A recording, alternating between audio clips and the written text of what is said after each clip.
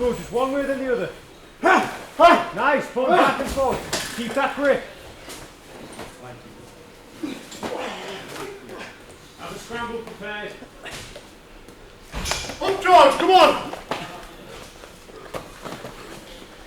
Very good, no basing on you. Nice.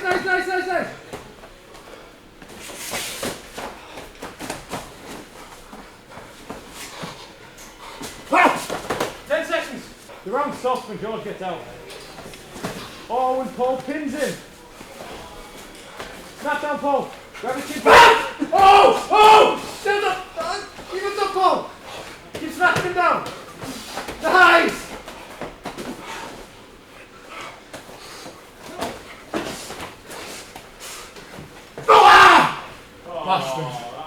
Fight camp, not fight camp, those movements are important. Like some people, oh, what the fuck does a forward roll have to do with fighting? It's like teaching your body to tumble and like so you know where you are in space. All that stuff's mega important. But yeah, people think sometimes, what am I doing forward rolls for, and these rolls and shrimps and being able to stand up. I want to get onto learning throws, where if they go straight to trying to learn the throws, they can't even make the basic movements. Even just learning submissions from guard, they can't even make the basic movements. So they think it's taken a longer amount of time doing all these forward, backwards rolls, everything, before doing the throws and the takedowns. It's way quicker to gain that basic control of your own body before trying to throw anyone else's. Yeah, it's like understanding how your own body moves. Yeah, to kind of paraphrase that Edoism. Yeah, and there is the Japanese term of ukemi, because the Japanese, being who they are, they have one word for being able to fall and not injure yourself, and like that's what a lot of that stuff is as well. Like you're falling to the floor and distributing your weight, or you break falling, all that stuff. It's all ukemi. It's all like if you don't do that and then someone throws you, you'll start like putting your hands out in stupid positions. Chances like dislocations, all that stuff goes way higher. Yeah, and a study found that ukemi practice in postmenopausal women increased their bone density. I don't know when that study was from. 2016 or something. Science. I was asking George and Harry about the body weight, like warm-ups you do at the start of each session. What sort of the importance of them? Basically in wrestling, so you've got to be very warm and flexibility, and that's why I do everything, all parts of body, from toes to head.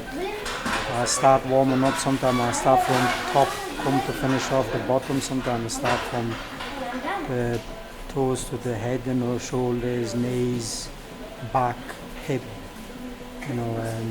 all these kind of what it needs for wrestling, because when we wrestle, it's 1 minute on your head, and the next minute, it's just up and down. So you've got to be very warm, otherwise you get injuries. What sort of movements do you do for that? What sort of exercises, movements? It's just a basic warming up, really basic wrestling warming up. Yeah. Arms, knees, rolling, front flip, cartwheel, back flip. I used to do it, but I can't do it. I try to teach these. But George and Harry do, and a few of them front flip, and roll back for the back and neck. All these basically just a basic warming up for what it needs for wrestling. It's not boxing, just the hands, or even jiu-jitsu.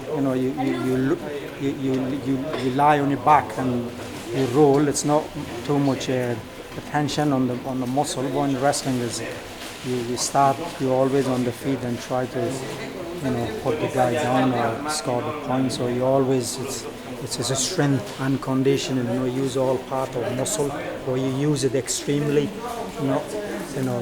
Relax. So that's why I always, when I do the warming up, I make sure everybody's ready for wrestling. Then once we wrestle, before we wrestle, we do another 5 or 10 minutes floor wrestling.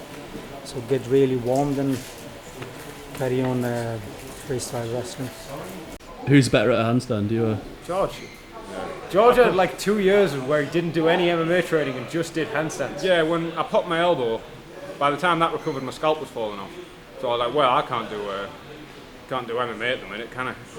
I was kind of put off it with all the injury and whatever. So as soon as I got back to stuff, logically, if you're injure your elbow doing MMA, do handstands and stuff. That makes perfect sense. But yeah, I had like a year and a half just handstands, Bloodborne, Metal Gear Solid 5. Yeah, those are good. Not as good as MMA, but fun stuff.